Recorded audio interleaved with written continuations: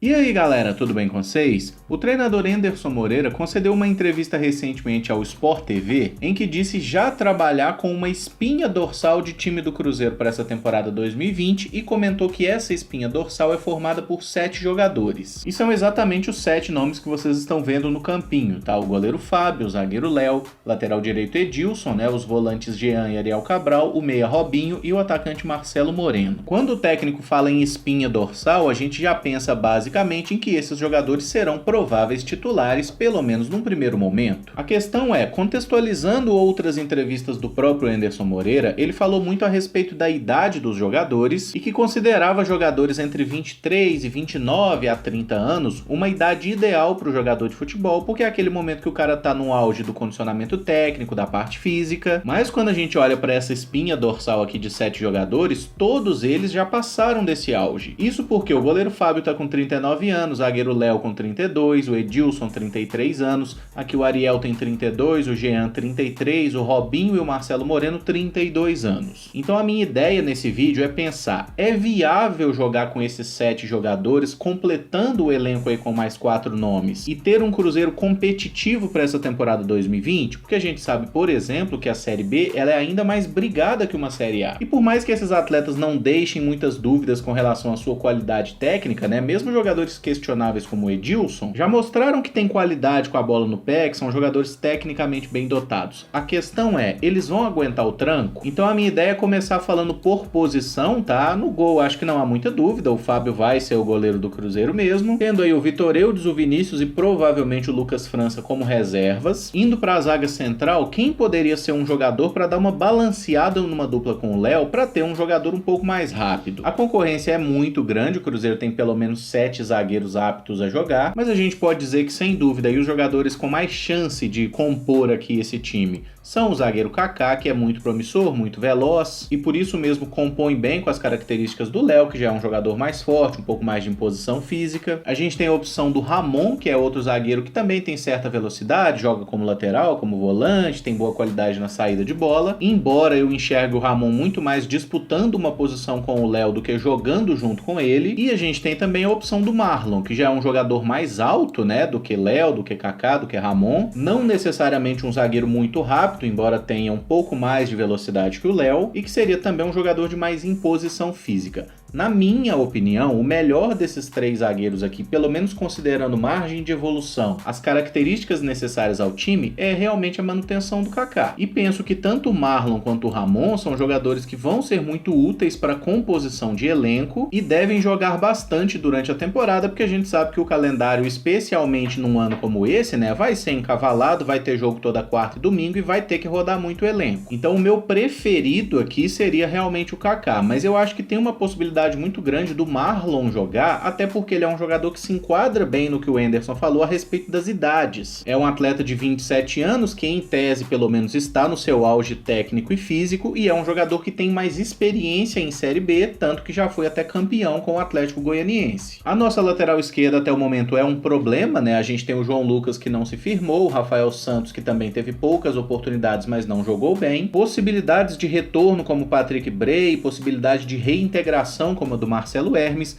mas a gente tem esse rapaz aqui, o Dodô, que o Anderson já deixou bem claro que gostaria muito de trabalhar com ele. O Cruzeiro já formalizou uma oferta para ver se consegue chegar a um acordo salarial com o atleta, né? O Dodô que tem um contrato assinado com o Cruzeiro completamente fora da realidade do clube hoje, e até agora não há uma definição se ele vai voltar para o Cruzeiro ou não. Considerando um cenário ideal em que o Dodô aceite a proposta e seja o lateral esquerdo do Cruzeiro, vocês não acham que esse sexteto defensivo, digamos assim, né, os 2 zagueiros, 2 laterais e os 2 volantes, é um time muito pesado? O Dodô é um lateral tecnicamente muito bom, mas ele não é um jogador de buscar a linha de fundo a todo momento, ele é aquele cara que só sobe na boa, apesar de ter um bom cruzamento. O Edilson sobe menos ainda, mas até pela sua condição física muito limitada, e é outro cara que também tem bom cruzamento, mas muita dificuldade em chegar ao ataque, especialmente na questão de ultrapassagem. O Edilson não vai na linha de fundo, até porque ele não vai dar conta de voltar. Tendo um time mais pesado nessa linha defensiva, na minha opinião, a gente chega ao grande problema dessa ideia do Anderson, que é essa dupla de volantes. Jean e Ariel Cabral são jogadores que têm algumas características bem similares, eles não são volantes espetaculares na marcação, mas são jogadores de boa qualidade de passe, só que eu sinceramente não consigo enxergar um time que tenha Jean e Ariel como dupla de volantes, Dodô e Edilson como dupla de laterais e o Robinho na meia. É muita gente lenta para um time só, definitivamente esse é o grande problema.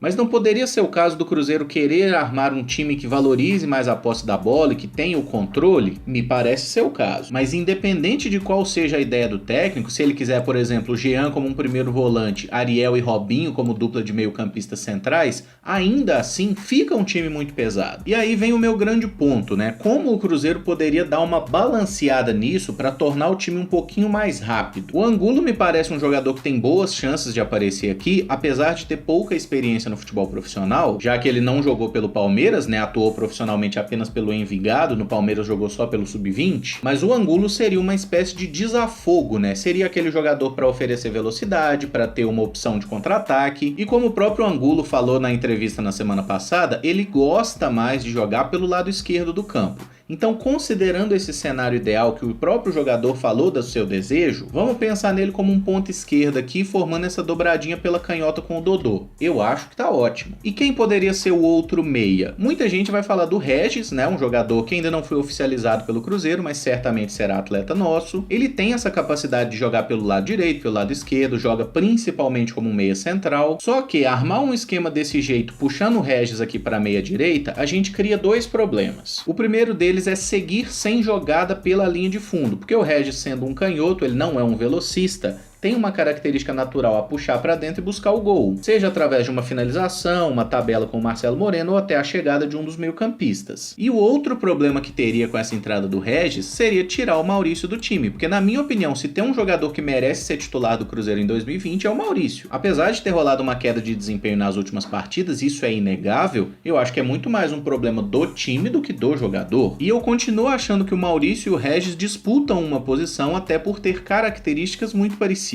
A questão é que tanto com o Maurício pela direita quanto pelo Regis, esse jogo pela ponta aqui não iria funcionar legal. E por isso mesmo eu acho que a gente vai ter que se adaptar novamente ao Robinho pelo lado direito do campo e não como um meia central como muita gente gosta, inclusive eu. Porque se você bota um trio aqui com Jean, Ariel Cabral e Robinho, fica muita gente lenta no mesmo setor e o nosso jogo por dentro, apesar de assertivo, ele deve ser muito arrastado. Se você joga o Robinho pro lado do campo, ele é um jogador que não é velocista, todo mundo sabe disso, mas é um cara que tem boa condição de fazer essa bola chegar no Moreno. E se os seus laterais não sobem, você precisa ter meias que alimentem o seu atacante buscando a linha de fundo e eventualmente puxando para dentro. O Angulo é destro, jogando pelo lado esquerdo ele naturalmente vai ter condição de fazer isso, e o Robinho nos bons momentos a gente já viu funcionar muito bem assim. No Cruzeiro 2017 e 2018, o armador do time era o Robinho, não era Arrascaeta, não era Thiago Neves. Então, tendo um jogo fluido pelos dois lados, né, a alimentação ao Marcelo Moreno pelos dois setores, ficaria uma vaga sobrando que pode ser ocupada por Maurício ou por Regis.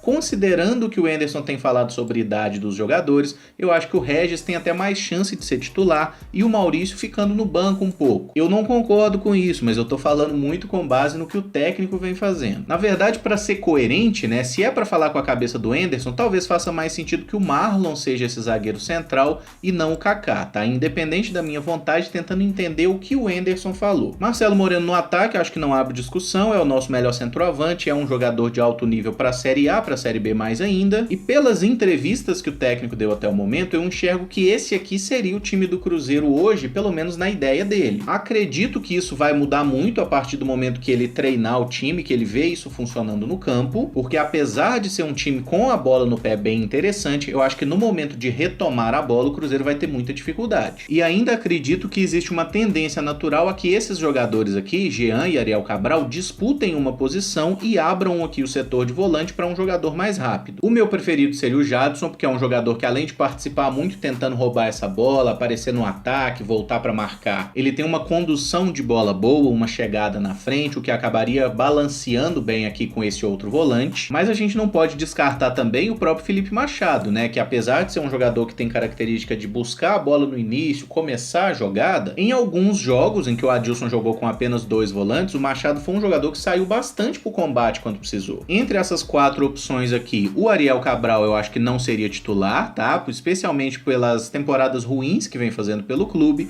e o Machado também seria meu reserva. Minha dupla de volantes seria Jean e Jadson, embora isso abra uma lacuna sobre quem seria o reserva do Edilson na lateral direita, né? Talvez o próprio Ramon possa ocupar esse setor. Só acho importante pontuar que isso é uma projeção, a gente não sabe exatamente o que vai acontecer quando o futebol retornar, só que o único ponto que eu realmente acho que ele vai precisar mudar é essa dupla de volantes, Jean e Ariel Cabral, não tem como dar certo. Mas é só a minha visão mesmo e eu gostaria que vocês apontassem outras questões aí no elenco do Cruzeiro, como acham que o Anderson pode resolver essa equação, se tem como esses 7 jogadores experientes realmente jogarem juntos, ou você enxerga outras formas de montagem da equipe. Eu não vou falar aqui de opções como, por exemplo, jogar com 3 zagueiros, porque isso meio que já foi descartado pela característica do técnico. Pelo que eu pesquisei, não vi o Anderson montar nenhum dos seus times com 3 zagueiros de forma consistente, e como ele mesmo já deixou claro, né, as formações preferidas são aí um 4-1-4-1 ou um 4-2-3-1, que foram exatamente as hipóteses que eu abordei nesse vídeo. Se gostou, deixa o like, se inscreve no canal caso ainda não seja inscrito. Muito obrigado por acompanhar, um abraço e até o próximo vídeo.